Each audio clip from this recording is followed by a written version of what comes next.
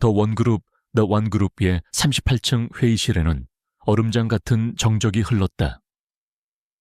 거대한 통유리창 너머로 서울의 스카이라인이 화려하게 펼쳐져 있었지만 회의실 안의 임원들은 그 누구도 감히 고개를 들어 그 풍경을 감상할 엄두를 내지 못했다. 그들의 시선은 오직 회의 테이블 상석에 앉은 한 남자, 권희준 회장에게 고정되어 있었다. 아이고, 권희준의 낮고 차가운 목소리가 정적을 깼다. 그는 손에 들고 있던 보고서를 가볍게 테이블 위로 던졌다. 종이 뭉치가 대리석 테이블 위를 미끄러지는 소리가 회의실 안에 모든 사람들의 심장을 철렁하게 만들었다. 당신들이 몇 달 동안 수백억을 쏟아부은 신사업 계획안의 결과물인가? 그의 목소리에는 분노가 담겨 있지 않았다. 그저 모든 것을 꿰뚫어 보는 듯한 냉철함과 상대방을 압도하는 서늘한 권위만이 존재했다. 보고서를 작성한 초에 상무의 이마에서는 식은땀이 비 오듯 흘러내렸다. 회장님, 시장 상황이 예상보다... 변명은 듣고 싶지 않아. 이건 계획이 아니라 희망사항을 나열한 낙서에 불과해. 당장 가져가서 처음부터 다시 해와. 권희준의 말은 법이었다. 그의 곁에 선 박 실장만이 유일하게 미동도 없이 그의 다음 지시를 기다리고 있었다. 5년 전 지옥의 문턱에서 권희준을 수행했던 그는 회장이 저렇게 냉정해질수록 그의 내면에서는 더 큰 폭풍이 몰아치고 있다는 것을 알고 있었다. 권희준은 피로감이 몰려오는 관자놀이를 지그시 눌렀다. 그때였다. 한 임원의 손목시계에 반사된 빛이 그의 눈을 스쳤다. 단지 그뿐이었는데 그의 뇌리에는 어김없이 그날의 기억이 파편처럼 떠올랐다.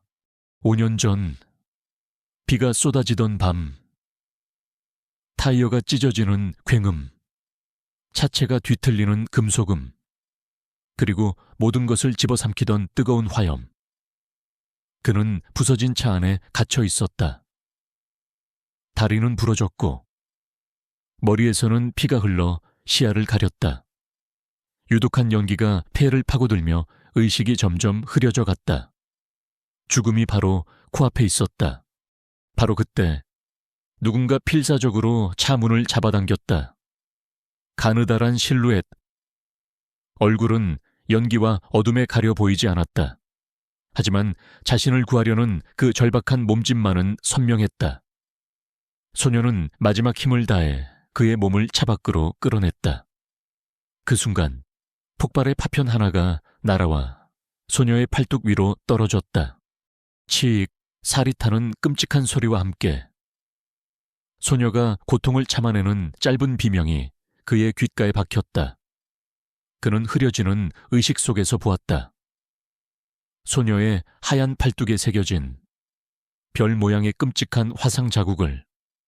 그 별은 지난 5년간 그의 꿈속에 나타나 매일 밤 그를 괴롭히는 저주의 낙인이자 그가 반드시 찾아야만 하는 유일한 희망의 상징이었다. 회장님, 박 실장의 목소리에 권희준은 겨우 현실로 돌아왔다. 회의는 어느덧 점심시간을 훌쩍 넘기고 있었다. 짜증이 치밀었다. 점심이나 시키지. 간단한 걸로. 그의 즉흥적인 지시에 박 실장은 잠시 당황했지만 이내 근처 분식집에 전화를 걸어 김밥과 떡볶이를 주문했다. 잠시 후 회의실 문이 조심스럽게 열리고 배달원 복장을 한 젊은 여자가 들어왔다. 음식 주문하셨습니다. 오하나였다. 그녀는 회의실의 살벌한 분위기에 압도되어 최대한 조용히 음식을 테이블 위에 내려놓으려 했다. 하지만 잔뜩 긴장해 있던 초의 상무가 자리에서 일어서다 그만 그녀와 부딪히고 말았다. 와르르 김밥과 떡볶이가 담긴 용기들이 테이블 위로 쏟아졌다. 새빨간 떡볶이 국물이 하얀 보고서 위로 끔찍하게 번져나갔다. 죄송합니다. 정말 죄송합니다. 하나는 얼굴이 새하얗게 질려 허리를 숙였다. 그녀는 허둥지둥 맨손으로 바닥에 떨어진 음식과 국물을 닦아내기 시작했다. 어떻게든 이 상황을 수습하고 빨리 이곳을 벗어나고 싶다는 생각뿐이었다. 그녀가 다급하게 팔을 뻗어 엉망이 된 테이블을 닦는 순간 낡은 유니폼 소매가 위로 말려 올라갔다. 권희주는 짜증 섞인 눈으로 그 광경을 보고 있었다. 그는 당장 저 여자를 쫓아내라고 소리치려 했다. 하지만 그 순간 그의 눈은 여자의 팔뚝에 고정되었다. 시간이 멈췄다. 회의실의 모든 소음이 멀어졌다. 그의 눈에는 오직 하나만이 보였다. 음식을 닦아내느라 뻗은 그녀의 하얀 팔뚝. 그리고 그 위에 있는 희미하지만 선명한 흉터. 세월이 흘러 옅어졌지만 그 형태는 의심의 여지가 없었다. 별 모양. 그가 5년간 미친 듯이 찾아 헤맨 악몽 속에 새겨진 바로 그 별 모양의 화상 자국이었다. 권희준의 숨이 멎었다. 강철 같던 그의 표정에 처음으로 균열이 일어났다. 그는 흉터에서 여자의 얼굴로 시선을 옮겼다. 처음으로 그는 그녀의 얼굴을 제대로 보았다. 겁에 질려 어쩔 줄 몰라 하는 큰 눈. 굳게 담은 입술. 그저 재수없는 배달원이라고 생각했던 여자가 5년 전 자신을 지옥불에서 구해낸 이름 모를 은인의 모습과 겹쳐졌다. 자신의 시선을 느낀 하나가 고개를 들었다. 그녀는 이 무섭도록 잘생긴 남자가 왜 자신을 그런 눈빛으로 쳐다보는지 이해할 수 없었다. 그의 눈에는 경멸이나 분노가 아니었다. 거대한 충격과 희미한 희망, 그리고 설명할 수 없는 무언가가 뒤섞여 있었다. 회의실의 모든 임원들이 숨을 죽였다. 바닥에 엎질러진 음식, 당황한 배달 소녀, 그리고 그 소녀에게서 한순간도 눈을 떼지 못하는 냉혹한 CEO. 권희준의 머릿속은 단 하나의 질문으로 가득 차 폭발할 지경이었다. 설마 저 여자가... 권희준의 시선이 자신에게 고정된 것을 깨달은 순간 오하나의 머릿속은 새하얘졌다. 회의실의 모든 소음이 사라지고 오직 자신을 쏘아보는 그 남자의 강렬한 눈빛만이 느껴졌다. 그 눈빛은 단순한 분노나 짜증이 아니었다. 마치 잃어버렸던 무언가를 발견한 사람의 거대한 충격과 집요함이 담겨 있었다. 잠깐, 권희준이 자리에서 일어서며 나직하게 말했다. 그 행동이 주문을 깨뜨렸다. 하나의 몸에 경보가 울렸다. 도망쳐야 해. 이 남자에게서, 이 장소에서 어떻게든 벗어나야 해. 5년 전 그날 밤 이후 그녀의 몸에는 부유하고 힘있는 사람들과 엮이면 불행해진다는 공포가 각인되어 있었다. 죄송합니다. 제가 모든 걸 변상하겠습니다. 정말 죄송합니다.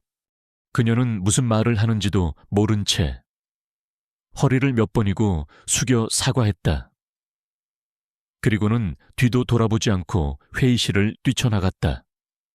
그녀의 머릿속은 오직 하나의 생각뿐이었다. 이곳을 벗어나야 한다는 생각. 권희준이 반사적으로 그녀를 따라 나서려 했지만 박 실장이 그의 앞을 막아섰다. 회장님, 여기서 이러시면 곤란합니다. 권희준은 입술을 깨물었다. 박 실장의 말이 맞았다. 그룹의 회장이 배달원 하나를 뒤쫓아 복도를 뛰어다니는 것은 우스꽝스러운 일이었다. 그는 끓어오르는 감정을 억누르며 박 실장에게 지난 5년간 들어본 적 없는 다급한 목소리로 명령했다. 박 실장, 저 여자 찾아내. 지금 당장 저 여자의 모든 것을 알아내. 하나도 빠짐없이. 한편 하나는 더 원그룹의 거대한 빌딩을 거의 도망치듯 빠져나왔다. 화려한 로비와 친절한 안내원들. 모든 것이 그녀의 세계와는 이질적이었다. 밖으로 나오자마자 그녀는 낡은 배달 스쿠터에 올라타 미친 듯이 달렸다. 심장이 터질 것 같았다. 그 남자의 눈빛이 자꾸만 떠올라 온몸에 소름이 돋았다. 왜 그런 눈으로 자신을 쳐다본 것일까? 설마 흉터 때문일까? 아니야. 그럴 리 없어. 5년이나 지난 일이다. 그 남자는 자신을 기억할 리 없다. 하나는 스스로를 다독이며 다음 배달 장소로 향했다. 그녀에게는 과거를 곱씹을 여유 따위는 없었다. 그녀의 하루는 24시간이 모자랄 정도로 쪼개져 있었다.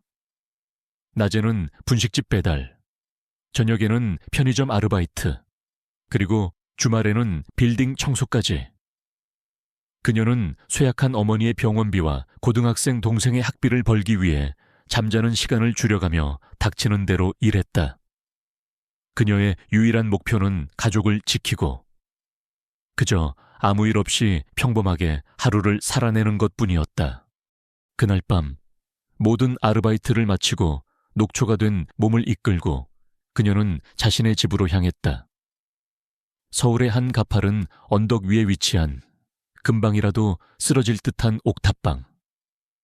그곳만이 그녀가 유일하게 숨을 쉴 수 있는 공간이었다. 방에 들어선 그녀는 유니폼을 벗어 던졌다. 그리고 무심코 거울 앞에 섰다. 거울 속에는 피곤에 절어 헬쑥한 얼굴의 자신과 그리고 팔뚝에 새겨진 흉터가 보였다. 그녀는 손으로 흉터를 부드럽게 쓸었다. 그 순간 5년 전 그날 밤의 기억이 다시 그녀를 덮쳤다. 빗속을 뚫고 아르바이트를 마치고 집으로 가던 길. 다리 위에서 일어난 끔찍한 연쇄 추돌 사고. 그리고 화염에 휩싸인 차 안에 갇혀있던 남자. 주위 사람들은 모두 발만 동동 구를 뿐 누구 하나 선뜻 나서지 못했다. 하지만 그녀는 망설일 수 없었다. 그녀는 교복 치마가 찢어지는 것도 모른 채 깨진 유리창을 넘어 남자를 끌어내기 시작했다. 뜨거운 열기와 유독가스에 숨이 막혔지만 그녀는 필사적이었다.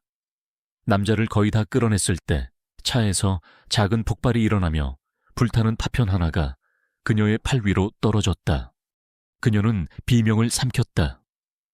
그리고 남자를 안전한 곳으로 끌어낸 후 저 멀리서 다가오는 수상한 검은 차들을 보았다. 그들은 구조대원처럼 보이지 않았다. 그들의 눈빛은 차갑고 위협적이었다. 무언가 잘못됐다는 것을 직감한 그녀는 그 자리에서 도망쳤다.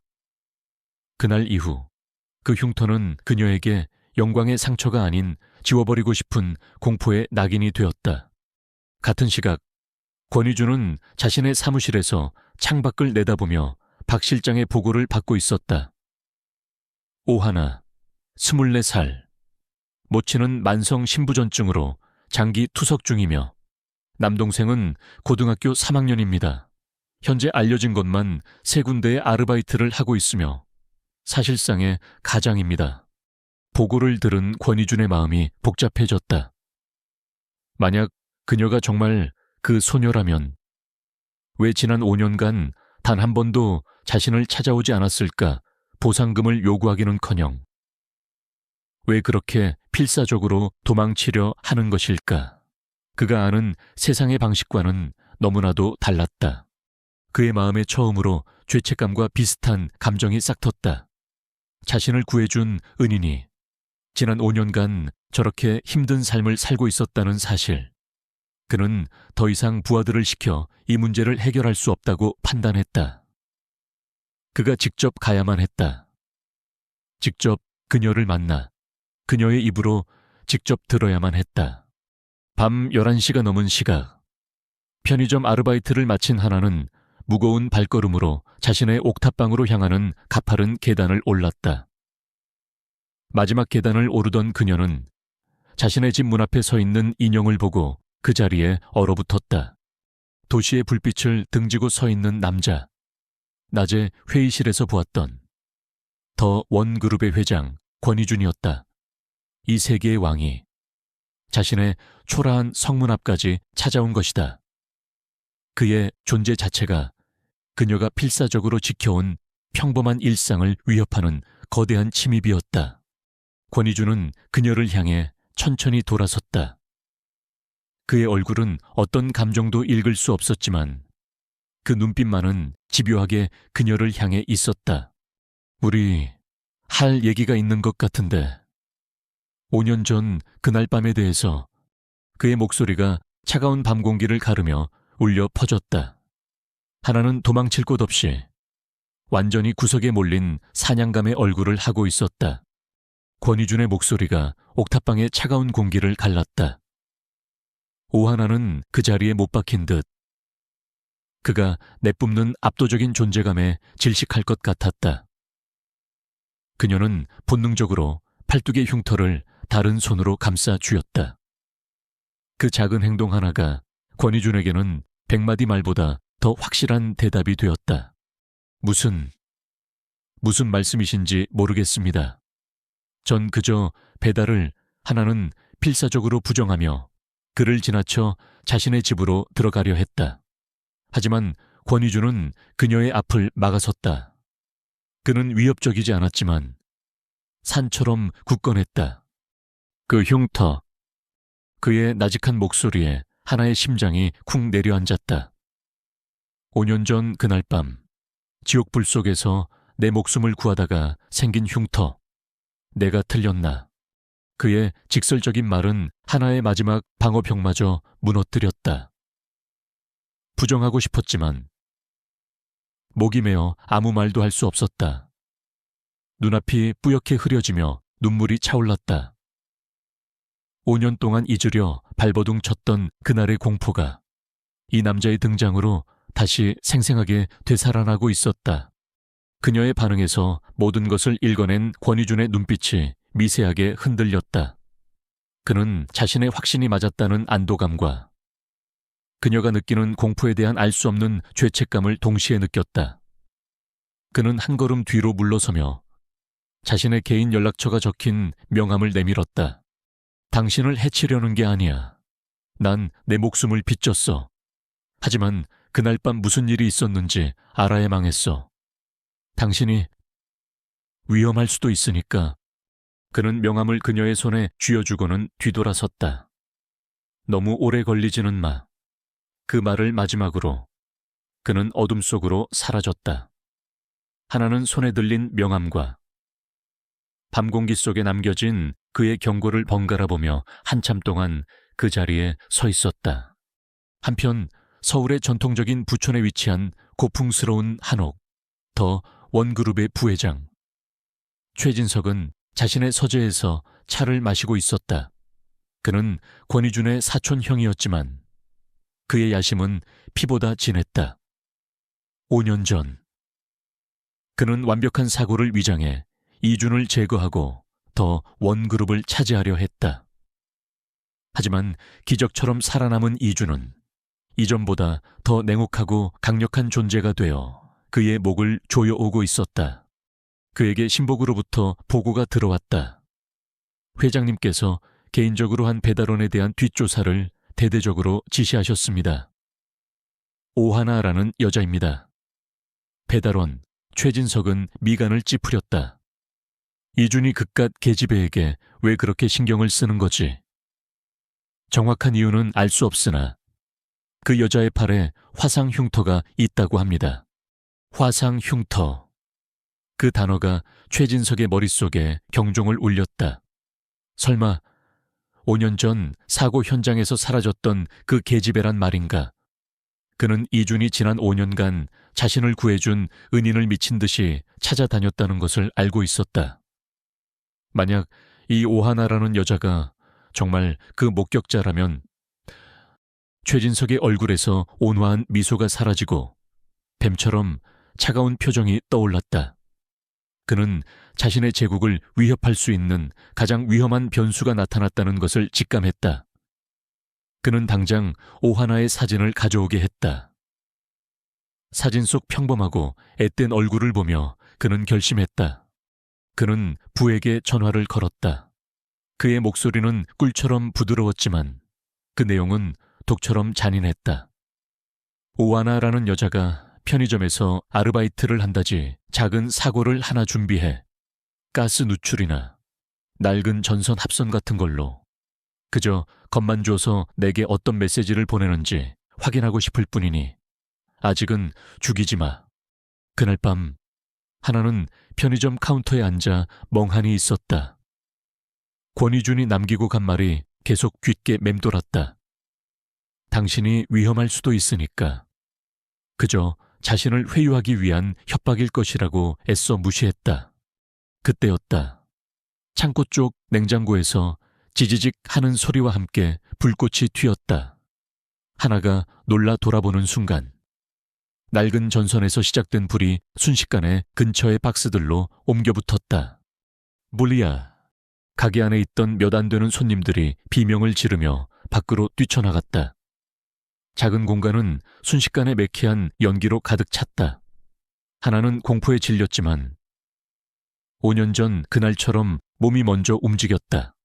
그녀는 카운터 밑에 있던 소화기를 꺼내 안전핀을 뽑고 필사적으로 불을 향해 분사했다.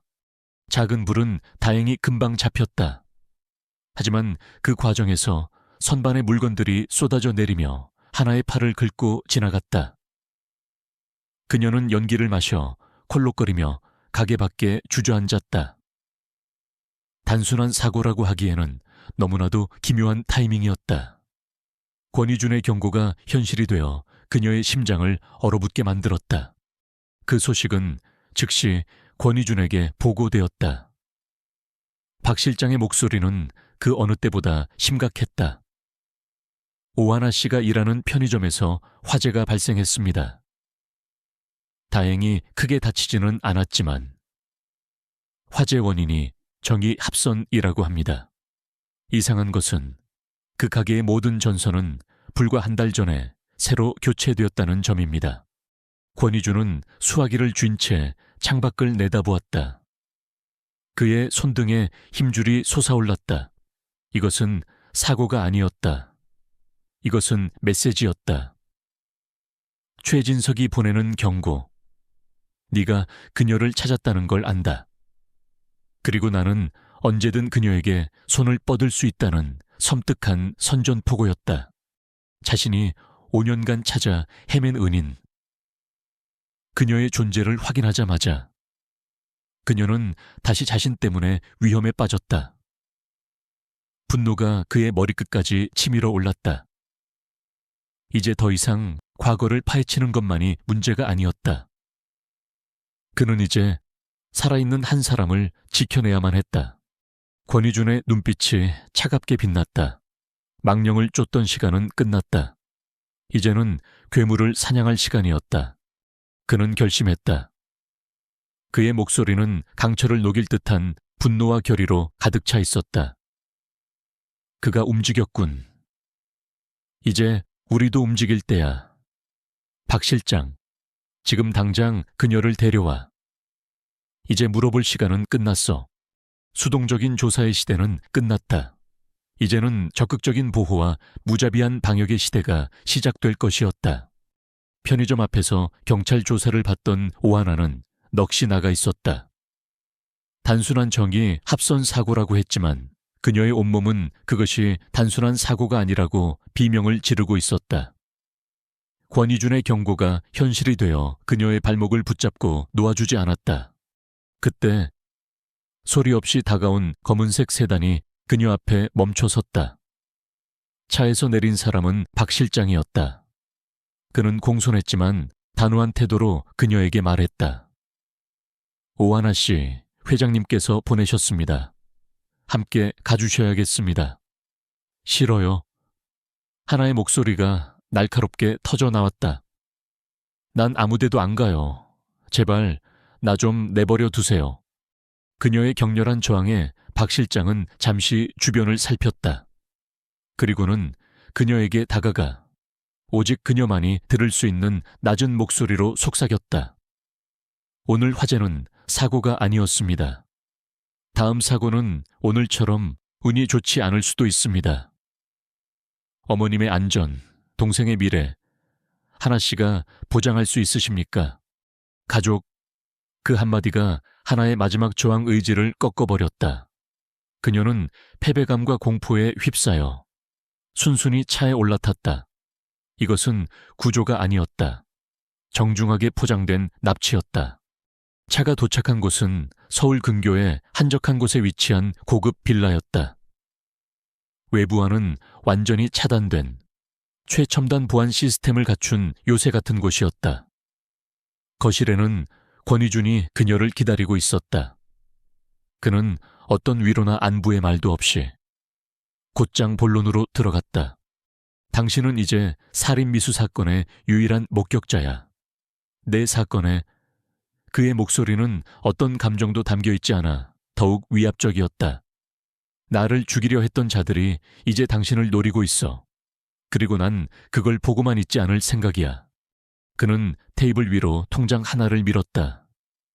이 안에 든 돈을 받아 평생 당신 어머니의 병원비를 대고도 남아 동생의 대학 등록금, 유학 비용까지 해결할 수 있을 만큼의 돈이야. 하나의 눈이 흔들렸다. 그녀는 떨리는 목소리로 물었다. 제가 뭘 하면 되는데요? 진실, 권희준이 말했다.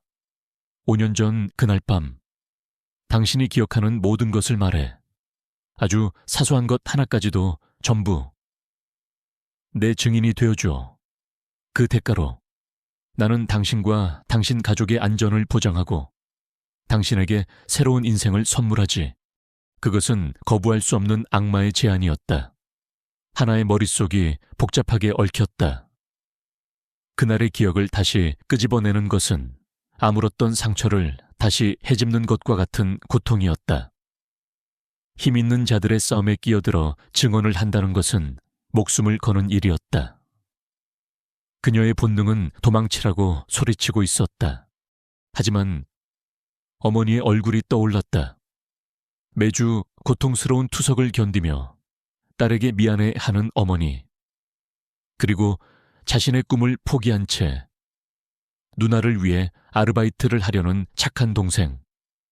그녀는 자신의 두려움 때문에 가족의 미래를 외면할 수 없었다. 권희준은 그녀의 고뇌를 꿰뚫어 보고 있었다. 선택은 당신 몫이야.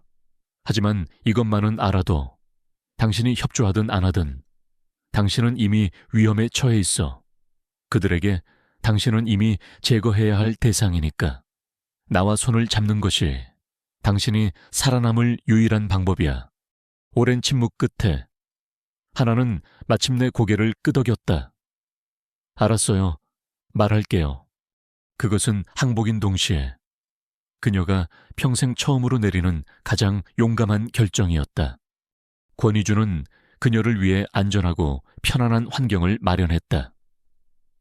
서재에는 그와 박 실장, 그리고 하나, 단 3사람뿐이었다. 그는 따뜻한 차를 그녀에게 건넸다. 그 작은 배려에 하나의 긴장감이 조금은 누그러졌다. 그녀는 천천히 입을 열었다. 처음에는 힘들었다. 5년이라는 시간과 공포 속에 파묻힌 기억들은 조각나 있었다. 하지만 권희준은 재촉하지 않고 끈기 있게 기다려주었다. 그녀는 그날 밤의 비냄새, 뜨거운 열기, 사람들의 비명소리를 하나씩 떠올렸다. 정신을 차렸을 때 차는 이미 불길에 휩싸여 있었어요. 당신은 운전석에 쓰러져 있었고요. 그녀의 목소리가 가늘게 떨렸다. 사람을 구해야 한다는 생각밖에 없었어요. 그래서 유리를 깨고 그녀는 말을 잇지 못하고 자신의 팔뚝을 감싸 안았다. 그때 그녀의 머릿속에 오랫동안 잊고 있던 새로운 기억의 조각이 떠올랐다. 차가 한 대 더 있었어요. 그녀의 말에 권희준과 박 실장의 눈이 번뜩였다. 사고 차량이 아니었어요. 검은색 SUV였는데 사고 현장 근처에 어둠 속에 서 있었어요. 그리고 제가 당신을 끌어낸 직후에 그 차가 조용히 사라졌어요. 이것은 경찰 기록에는 전혀 없는 내용이었다. 그리고 절 도망치게 만들었던 그 남자들, 그중 한 명의 점퍼에 이상한 문양이 있었어요. 뭔지는 잘 모르겠지만 날개가 꺾인 새 같은 그런 모양이었어요. 그녀의 증언이 끝나자 방 안에는 무거운 침묵이 흘렀다. 하나는 모든 감정을 쏟아낸 듯 탈진한 상태였다. 권희주는 박 실장에게 눈짓했고 박 실장은 그녀를 다른 방으로 안내해 쉬게 했다.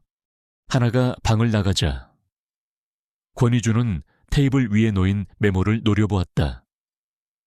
검은색 SUV, 날개가 꺾인 새 문양. 경찰 보고서에는 이런 내용이 전혀 없었어. 권희준이 으르렁거렸다. 사건은 단순 연쇄 추돌로 종결됐지. 경찰 조사가 무능했거나 아니면 의도적으로 덮었거나 그의 음모는 생각보다 훨씬 더 깊고 거대했다. 하지만 이제 그에게는 방향이 생겼다. 5년간 안개 속을 헤매던 추적에 한 줄기 빛이 비친 것이다. 그는 박 실장에게 명령했다. 그의 눈빛은 사냥감을 포착한 맹수처럼 빛나고 있었다. 5년 전 그날 밤, 사고 현장 주변의 모든 CCTV 기록을 다시 확보해. 사라진 기록이 있다면 수단과 방법을 가리지 말고 복원해. 그리고 저 문양, 국내에 존재하는 모든 보안업체, 용병업체, 사조직의 로고를 전부 다 뒤져서라도 찾아내. 이제 진짜 사냥이 시작될 참이었다. 오하나는 더 이상 그가 지켜야 할 단순한 은인이 아니었다. 그녀는 거대한 음모의 성문을 열 유일한 열쇠였다. 권희준의 빌라는 거대한 정보전쟁의 사령부로 변했다. 수십 명의 최고 전문가들이 모여들었다. 디지털 포렌식 전문가, 전직 국정원 요원 출신의 프로파일러, 그리고 더 원그룹의 핵심 감사팀까지. 그들은 오직 하나의 목표를 위해 움직였다. 5년 전에 진실을 파헤치는 것. 사령부의 중심에는 권희준이 있었다. 그는 지난 며칠간 잠을 거의 자지 않았지만 그의 눈은 그 어느 때보다 형형하게 빛나고 있었다.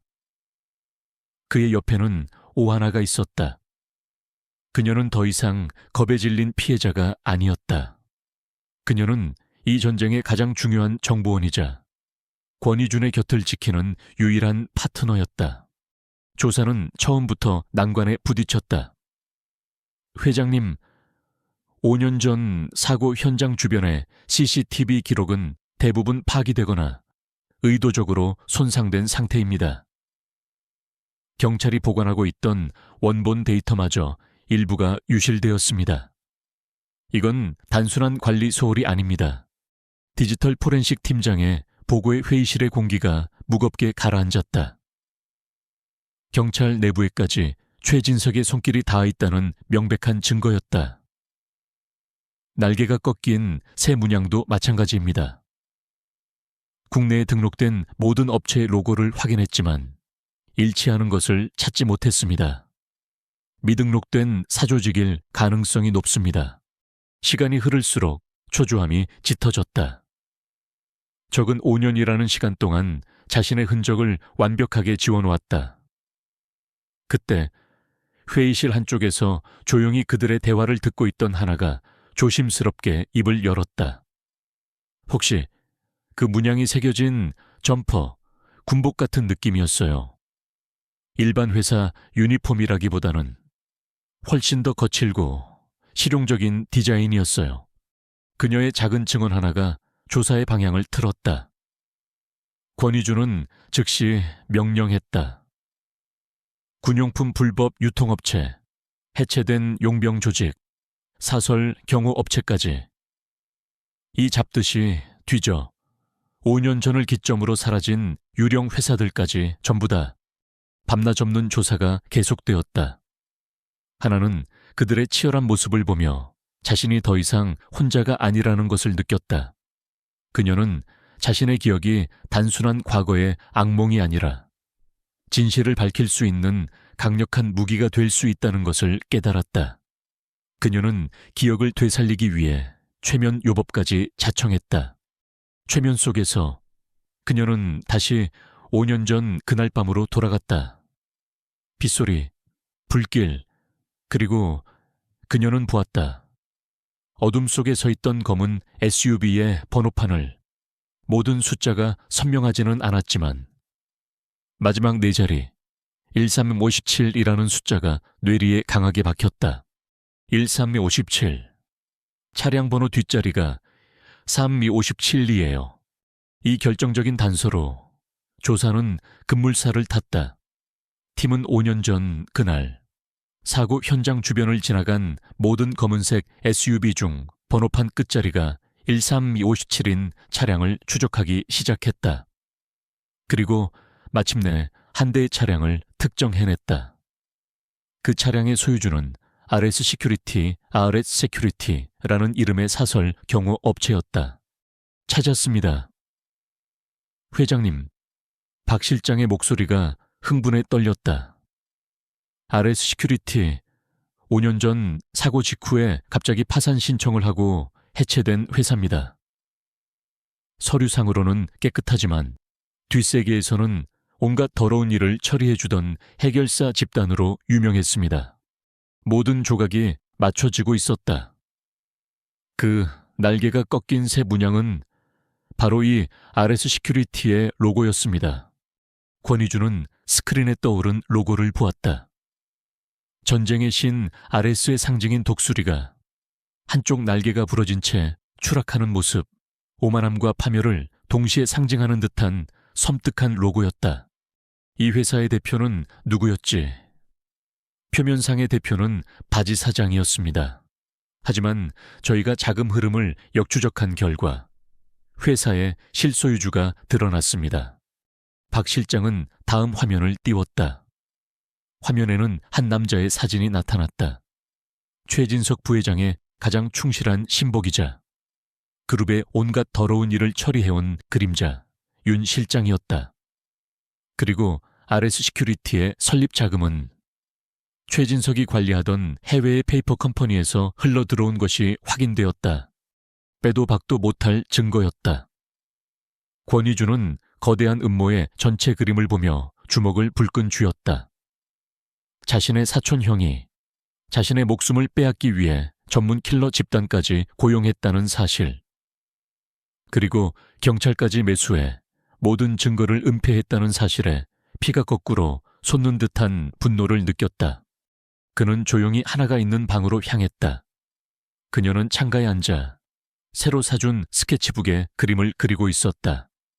그녀의 어머니는 이미 최고의 병원으로 옮겨져 집중 치료를 받고 있었고 동생의 학비 문제도 모두 해결된 상태였다. 하지만 그녀의 얼굴에는 여전히 수심이 가득했다. 괜찮아, 권희준의 목소리의 하나가 고개를 들었다. 네, 그냥 이 모든 게 현실 같지가 않아서요. 제가 정말 도움이 되고 있는 건지도 잘 모르겠고요. 권희준은 그녀의 옆에 앉았다. 그는 처음으로 그녀에게 모든 상황을 설명해 주었다. 그녀의 기억 조각들이 어떻게 거대한 음모의 실타래를 풀어냈는지, 그녀의 용기가 어떤 변화를 가져왔는지, 당신이 아니었으면 난 아직도 안개 속을 헤매고 있었을 거야. 당신이 이 전쟁을 이길 수 있는 유일한 무기를 내 손에 쥐어준 거야. 그의 진심 어린 말에 하나의 눈시울이 붉어졌다. 그녀는 처음으로 자신의 흉터가 더 이상 저주의 낙인이 아니라고 느꼈다. 그것은 한 사람의 목숨을 구하고 거대한 악에 맞서 싸울 용기를 준 영광의 상처였다. 그녀는 권희준을 바라보며 오랫동안 묻어두었던 마지막 기억의 조각을 꺼냈다. 그날 당신을 구하고 도망칠 때 그 남자들 중 한 명이 제 귓가에 속삭였어요. 초의 부회장님의 심기를 건드린 대가다라고요. 그녀는 두려움 때문에, 그리고 그 이름이 누구를 가리키는지 몰랐기 때문에 그동안 말하지 못했다. 하지만 이제는 말할 수 있었다. 권희준은 조용히 그녀의 손을 잡았다. 그의 손은 따뜻하고 단단했다. 이제 다 끝났어. 내가 전부 끝낼 테니 당신은 더 이상 두려워하지 않아도 돼. 그는 자리에서 일어나 다시 사령부로 향했다. 그의 눈에는 더 이상 분노가 아닌 차가운 결의가 서려 있었다. 이제 증거는 충분했다. 하지만 이것만으로는 부족했다. 최진석은 법망을 교묘하게 빠져나갈 방법을 찾을 것이다. 그에게는 괴물을 잡을 확실한 덫이 필요했다. 그는 거대한 작전보드 앞에 섰다. 그리고 최진석의 사진을 중앙에 붙였다. 이제 마지막 사냥을 위한 계획을 세울 시간이었다. 권희준의 작전보드 앞. 공기는 팽팽한 활시위처럼 긴장감이 감돌았다. 증거는 충분했지만 최진석이라는 거대한 뱀을 한 번에 잡기 위해서는 그의 목을 정확히 노릴 결정적인 한 방이 필요했다. 법망을 교묘하게 빠져나가는데 이골이 난 그를 변호사 군단이 지키는 법정으로 끌고 가는 것만으로는 부족했다. 그에게 거부할 수 없는 미끼를 던져야 해. 권희준이 입을 열었다. 그의 눈에는 사냥꾼의 교활함이 번뜩였다. 우리는 그가 직접 새로운 범죄를 저지르도록 유도할 거야. 그의 손으로 직접 덫에 걸려들게 만드는 거지. 계획은 대담하고 위험했다. 작전의 무대는 5년 전 그날의 사고 현장, 바로 그 다리 위였다. 시간은 정확히 5년째 되는 날 밤. 미끼는 존재하지 않는 증거였다. 권희준은 의도적으로 정보를 흘렸다. 최진석의 스파이로 의심되는 비서에게. 5년 전 사고 당시 파괴된 줄 알았던 차량의 블랙박스를 사실은 한 사설 탐정이 회수해 보관하고 있었다는 거짓 정보를. 그리고 권희준이 바로 5주년이 되는 그날 밤 그 증거를 직접 회수하러 갈 것이라고. 너무 위험해요. 만약 일이 잘못되기라도 하면. 하나가 불안한 얼굴로 말했다. 그녀는 또다시 그가 위험에 처하는 것을 원치 않았다. 5년 전의 나는 아니야. 권희준이 그녀를 안심시켰다. 그때는 내가 사냥감이었지만 지금은 내가 사냥꾼이니까. 그의 자신감 넘치는 모습에 하나는 더 이상 아무 말도 할 수 없었다. 그녀는 이 싸움이 그의 것이기도 하지만 자신의 것이기도 하다는 것을 깨달았다. 그녀는 이 남자의 곁에서 이 모든 것을 끝내는 것을 지켜보고 싶었다. 마침내 운명의 그날 밤이 왔다. 하늘은 5년 전 그날처럼 차가운 비를 뿌리고 있었다. 권희준은 박 실장과 최정의 경호팀 소수만을 대동한 채 약속 장소인 다리 위로 향했다. 하나는 그들의 바로 뒤 통신 장비가 갖춰진 감시 차량 안에서 헤드셋을 낀 채 숨을 죽이고 있었다.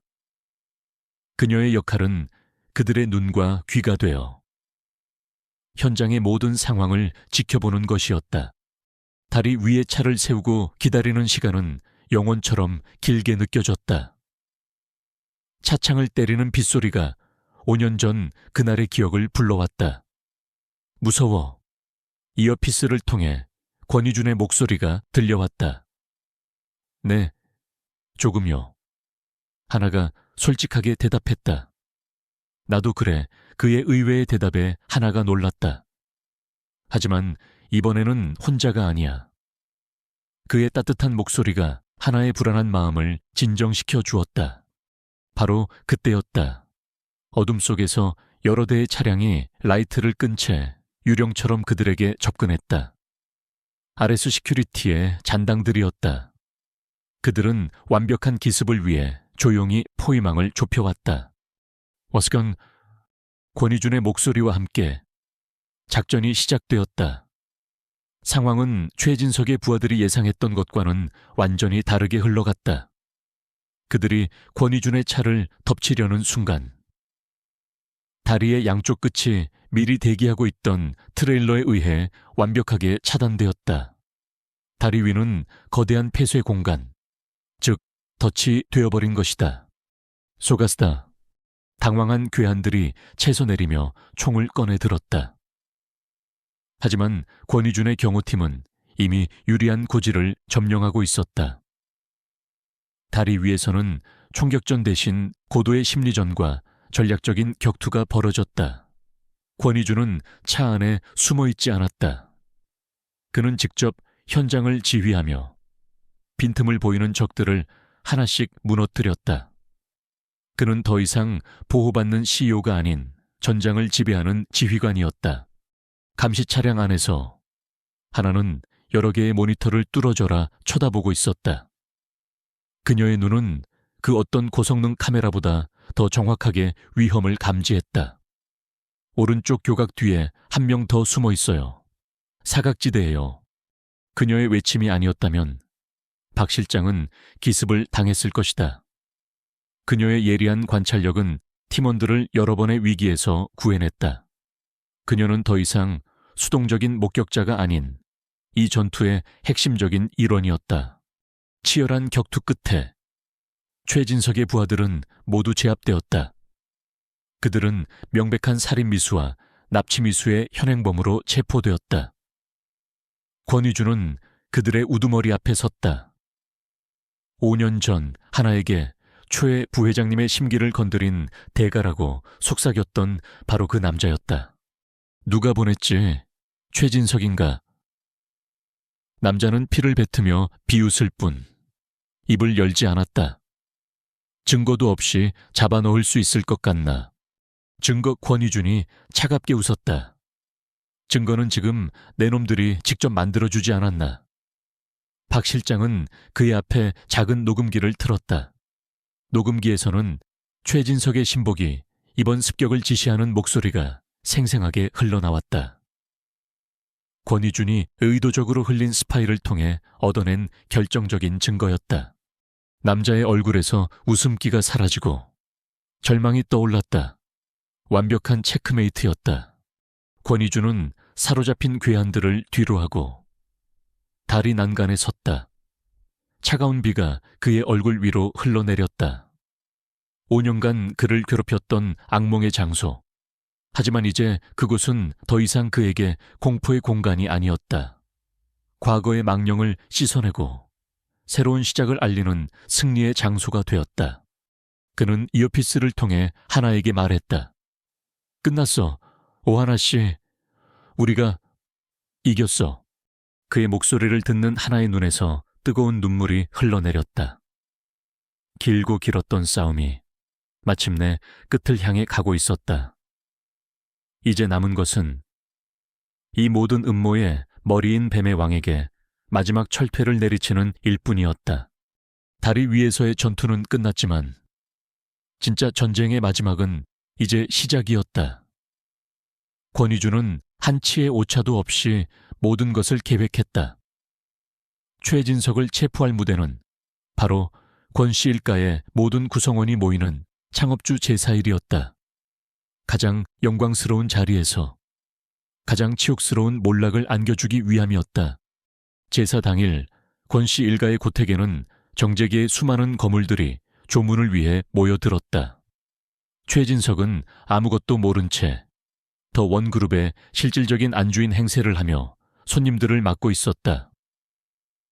그의 얼굴에는 온화하고 자비로운 미소가 걸려 있었지만 그 이면에는 자신의 계획이 실패했다는 초조함과 분노가 들끓고 있었다. 그는 자신의 부하들이 왜 연락두절이 되었는지 알 수 없었다. 권희준은 약속된 시간에 모습을 드러냈다. 그의 옆에는 이전과는 완전히 다른 사람처럼 단정하고 기품 있는 옷차림의 오하나가 함께였다. 그녀의 등장은 장내에 미묘한 파문을 일으켰다. 최진석은 두 사람을 보고 얼굴이 순간 굳었지만 이내 평정을 되찾고 그들에게 다가왔다. 이준아, 이제야 오는구나. 옆에 있는 아가씨는 누구신지.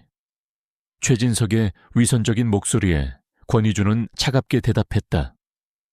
제 목숨을 구해준 은인이자 제 인생의 유일한 파트너입니다. 그리고 부회장님의 죄를 증언해줄 유일한 목격자이기도 하죠. 그 순간 고택의 문이 활짝 열리며 검사와 수사관들이 들이닥쳤다. 장내는 순식간에 아수라장이 되었다.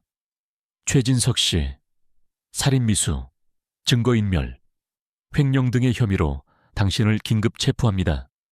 최진석은 경악했다. 그는 자신의 귀를 의심했다. 무슨 소리요? 이게 무슨 무례한 짓이야. 증거도 없이 사람을 모함하는 건가? 증거는 차고 넘칩니다. 권희주는 그의 앞에 태블릿 PC를 내밀었다. 화면에는 제압된 RS 시큐리티의 우두머리가 모든 범행을 자백하는 영상이 재생되고 있었다. 5년 전 사고의 진실, 경찰 매수, 그리고 바로 어젯밤 다리 위에서의 습격 계획까지. 최진석의 얼굴이 하얗게 질려갔다. 그는 마지막 발악으로 하나에게 달려들려 했다. 저 계집애가 거짓말을 하는 거야. 하지만 그의 몸은 수사관들에게 제압당했다. 하나는 더 이상 두려움에 떨지 않았다. 그녀는 차갑고 단호한 눈으로 자신의 인생을 망가뜨린 악마의 마지막을 똑똑히 지켜보고 있었다. 당신은 내 목숨뿐만 아니라 이분의 5년이라는 시간까지 훔쳐갔습니다. 그 대가를 지옥에서 톡톡히 치르게 될 겁니다. 권희준의 마지막 선고와 함께 최진석은 모든 것을 잃은 채 허망하게 끌려나갔다. 대한민국을 호령하던 거대 그룹의 2인자는 가장 화려한 자리에서 가장 비참한 모습으로 역사의 뒤양일로 사라졌다. 몇 달 후 어느 따스한 봄날, 서울 시내가 내려다 보이는 한 언덕 위, 하얀 2층 집 정원에는 따스한 햇살이 가득했다. 오하나는 이젤 앞에 앉아 캔버스에 그림을 그리고 있었다. 더 이상 배달 유니폼도 피곤해 절은 얼굴도 없었다. 그녀의 얼굴에는 평온함과 행복이 가득했다. 그녀의 어머니는 성공적으로 신장 이식 수술을 마쳤고 동생은 원하는 대학에 입학해 자신의 꿈을 펼치고 있었다. 권희주는 그런 그녀의 모습을 테라스에 앉아 조용히 바라보고 있었다. 그는 더 이상 그룹의 모든 일에 얽매이지 않았다. 그는 유능한 전문 경영인에게 대부분의 업무를 맡기고 자신의 인생을 되찾는데 더 많은 시간을 쏟았다. 그는 이제야 비로소 차가운 숫자가 아닌 사람의 온기가 주는 행복을 배우고 있었다. 그는 하나에게 다가가 그녀의 어깨를 부드럽게 감쌌다. 뭘 그렇게 열심히 그려 하나가 미소를 지으며 캔버스를 보여주었다. 그곳에는 한 여자가 불타는 차에서 한 남자를 구해내는 모습이 그려져 있었다. 하지만 그 그림은 더 이상 공포와 고통의 기록이 아니었다. 그것은 용기와 희생, 그리고 새로운 시작을 알리는 신화의 한 장면처럼 보였다. 내 흉터요. 하나가 자신의 팔뚝을 내려다보며 말했다. 예전에는 이 흉터가 너무 밉고 무서웠어요. 지워버리고 싶은 과거였죠. 그런데 지금은 아니에요. 이건 당신과 나를 만나게 해준 내 인생에서 가장 자랑스러운 훈장이에요. 권희주는 그녀의 팔뚝에 남은 희미한 별 모양의 흉터 위로 부드럽게 입을 맞추었다. 내가 평생을 갚아도 모자랄 빚이지. 아니요, 빚이 아니에요. 운명이죠. 두 사람은 말없이 서로를 끌어안았다. 5년 전, 지옥불 속에서 시작된 인연은 이제 그 어떤 시련에도 흔들리지 않을 단단한 사랑이 되었다. 그들은 과거의 상처를 치유하고 서로의 구원자가 되어 이제 함께 걸어갈 빛나는 미래를 약속하고 있었다. 정원 가득 피어난 봄꽃들 사이로 두 사람의 행복한 웃음소리가 따스한 햇살과 함께 퍼져나갔다. 그것은 길고 길었던 복수극의 끝이자 영원히 계속될 아름다운 사랑 이야기의 진정한 시작이었다.